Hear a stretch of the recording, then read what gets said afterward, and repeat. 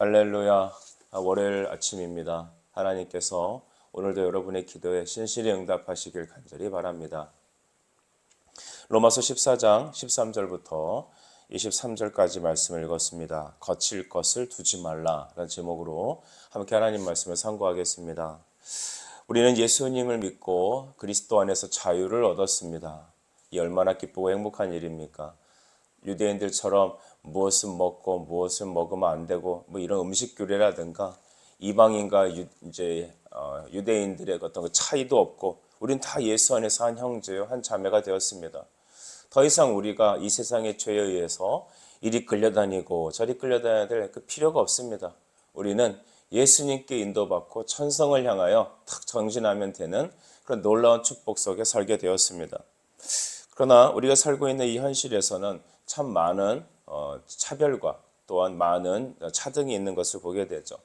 인종차별도 있고 또 물질에 따라서 나뉘기도 하고 우리나라는 또 지역 감정도 굉장히 강합니다. 이런 논들을 보면 우리가 그리스도 외에 그리스도를 믿고 얻는 이 복음의 자유 외에 우리끼리 나누고 우리끼리 편 가르는 일들이 참 많은 것 같습니다. 성경은 무엇이라 말하냐 하면 우리 그리스도 안에 한 공동체, 예수님을 머리로 삼고 한 지체 삼은 우리가 이런 사사로운 것으로 인하여서 서로를 비판하고 편나누고 서로 향해서 복수하지 말라고 성경은 말하고 있는 것입니다. 오히려 그리스도 안에서 덕을 세워서 서로 하나 되고 말씀으로 서로 양육하고 예배로 하나 되기를 주님은 권하고 계십니다. 13절을 우리 자세히 한번 보겠습니다. 그런즉 우리가 다시는 서로 비판하지 말고 도리어 부딪힐 것이나 거칠 것을 형제 앞에 두지 아니하도록 주의하라라고 성경은 말합니다. 이 부딪힐 것을 두지 말라, 비판하지 말아라라고 말하는 것입니다. 이 비판이라는 건 아까도 말씀드렸지만 서로 나누고 서로 향해서 계속해서 복수하는 겁니다.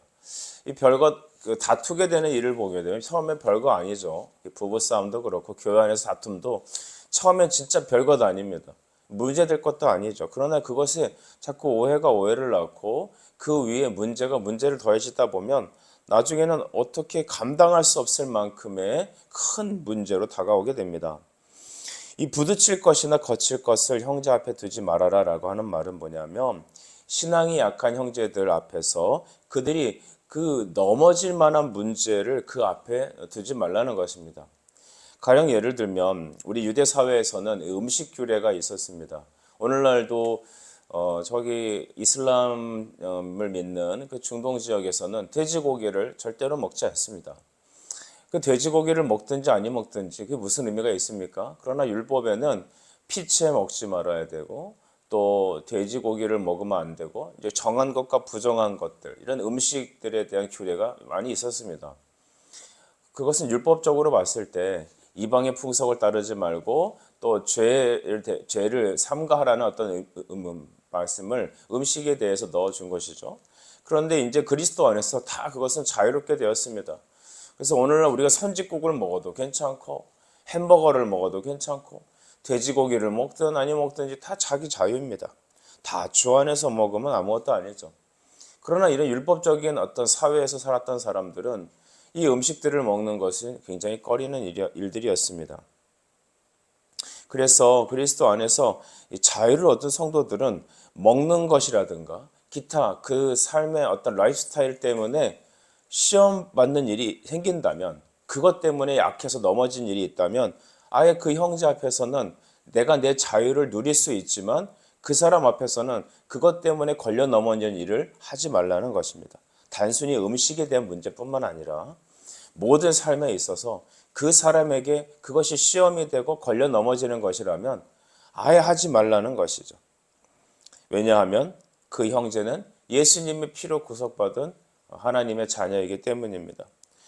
믿음이 더 견고하고 이런 것에 대해서 문제될 것이 없는 사람 앞에서야 이게 뭔 문제가 되겠습니까만 그런 외적인 신앙 외에 어떤 개인적인 삶 때문에 먹는 것 때문에 나의 어떤 자유 때문에 그 사람이 믿음의 시험을 들 수 있다라면 아예 하지 말라는 얘기를 하고 있는 것입니다. 15절을 보면 좀 더 자세히 설명을 합니다. 만일 음식으로 말미암아 내 형제가 근심하게 되면 이는 내가 사랑하는 사랑으로 행하지 아니함이라. 그리스도께서 대신하여 죽으신 형제를 내 음식으로 망하게 하지 말라. 아멘. 했습니다. 계속해서 자세히 설명하고 있죠. 음식을 먹음으로 그 약한 성도가 양심의 혼란에 빠진다면 어떻게 되겠느냐라는 것입니다. 우리 고린도전서 8장에 보면 음식 규례에 대해서 나오는데요. 그 바울은 유대인입니다. 그리고 또 당대에 있던 사람들도 유대인 출신들이 있었죠. 그런데 마침 이 아시아나 또 이제 이 유럽에 와서 보니까 그들은 이 길드라는 조직을 갖고 이제 상권을 이루고 있었습니다. 그런데 그 시장에서 고기를 도축해서 고기를 먹을 때 보면 제일 첫 번째 제우스 신당에 가서 제사를 지내고 그 다음에 이렇게 시장에 유통을 하는 구조가 되어 있었다는 것입니다. 그런데 우리 그리스도인들이 우상에게 바쳤던 음식을 먹는다? 이건 그들에게 큰 어떤 신앙의 걸림이 되었습니다. 그래서 뭐 바쳐진 음식을 먹느냐 안 먹느냐 그게 무슨 의미가 있습니까? 예수 안에서 다 기도하고 먹으면 상관없죠. 그런데 그들이 무엇을 말하냐면 우상에 바쳐진 음식인데 어떻게 먹느냐 이렇게 나오는 것입니다.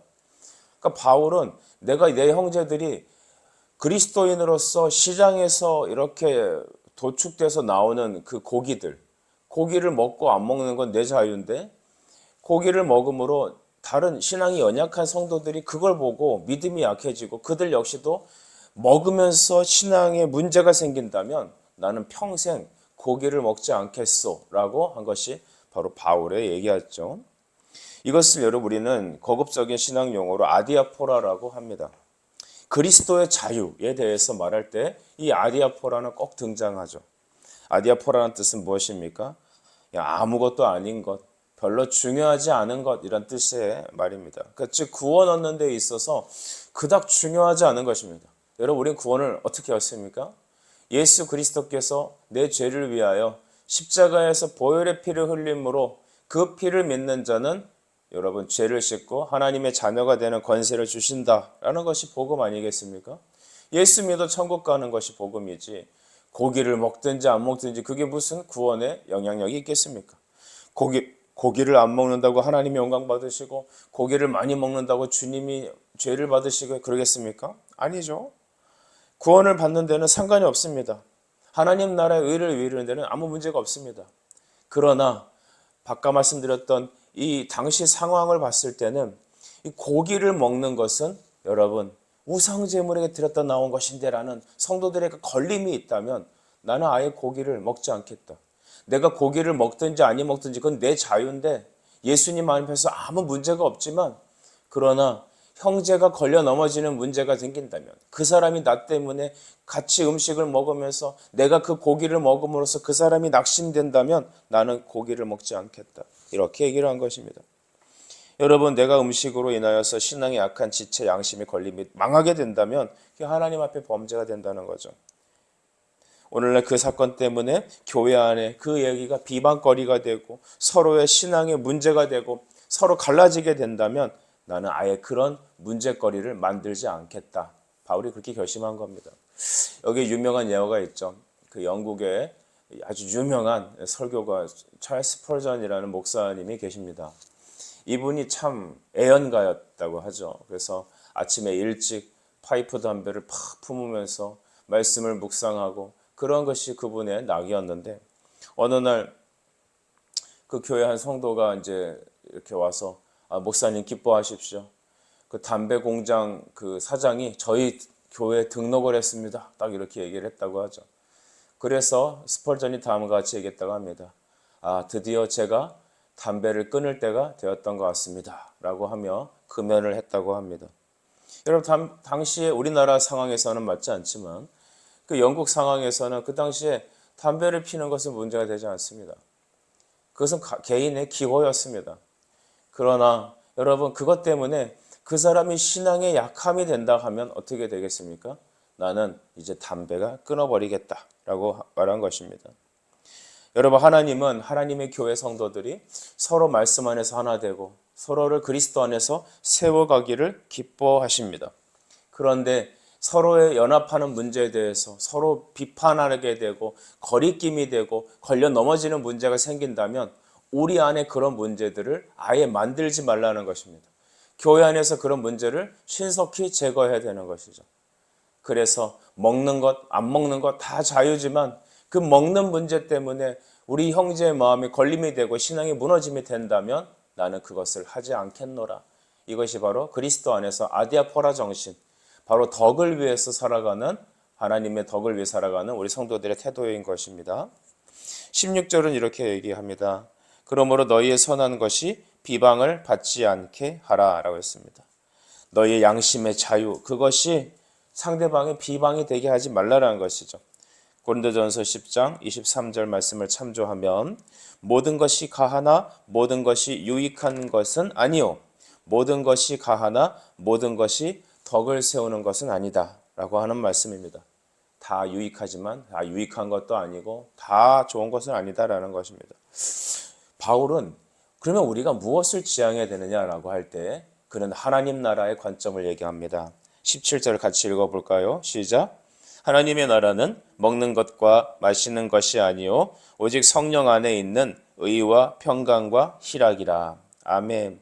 하나님의 나라는 무엇입니까? 하나님의 임재, 거룩한 예배 공동체, 무엇을 중요하게 여겨야 됩니까? 그것은 먹는, 이 땅에서 먹고 마시는 그 문제가 아니라는 것입니다. 나는 종교가 뭐니까 이슬람교처럼 돼지고기를 안 먹겠어. 제가 만난 어떤 분들은 구약에서 피채 먹지 말라는 말씀을 그대로 받아들여서 순댓국 이렇게 나오는 선짓국을 안 드시더라고요. 피가 들어갔다고 해서. 가만히 보니까 돼지고기는 또 잘 드시더라고요. 여기 좀 문제가 있죠. 순댓국을 안 먹을 거면 또 피채 먹는 선짓국을 안 먹을 거면 돼지고기는 안 먹어야 되는데 그거는 먹고 이거는 안 먹고 자기 혼자 율법이 된 것이죠. 하나님 나라는 이 땅에서 먹고 마시는 거 그의 삶의 문제가 되지 않습니다. 여러분 주일날 우리가 어디 여행 갈 수 없죠. 예배 드려야 되죠. 그런데 그 주일날 어디 가는 거에 대해서 어떤 사람들이 넘어짐이 된다면 여러분 우린 주일날 예배 드려야 합니다. 여러분 우리가 하나님 앞에 만약에 주일날 목회자가 양복을 입고 서야 돼라고 하는 것이 관념이라면 양복 입고 서야 합니다. 제가 티셔츠 바람에 나와서 설교할 수 있죠. 근데 어떤 성도가 목회자가 어떻게 설교하는데 티셔츠 입고 나오냐? 그러면 저는 그 사람의 신앙을 무너뜨리는 거 아니겠습니까? 여러분 아무것도 아닙니다. 뭐 먹든지 안 먹든지 옷을 뭘 입든지 중요하지 않습니다. 그러나 하나님 앞에 성도들이 걸림이 있다면 우리는 하나님 앞에 그것을 하지 말라는 것입니다. 음식 문제로 교회 안의 질서를 무너뜨리지 말아라는 것이죠. 성도들의 하나됨을 나누지 말아라. 아 나는 돼지고기는 먹는데 저 사람은 돼지고기를 안 먹는데 이런 거 따지지 말라는 것입니다. 우리는 신앙의 본질 위에 중요하지 않은 사적인 것들 때문에 너무나 말이 많고 너무나 많이 편가름을 많이 하는 것 같습니다. 하나님의 나라는 의와 평강과 희락입니다.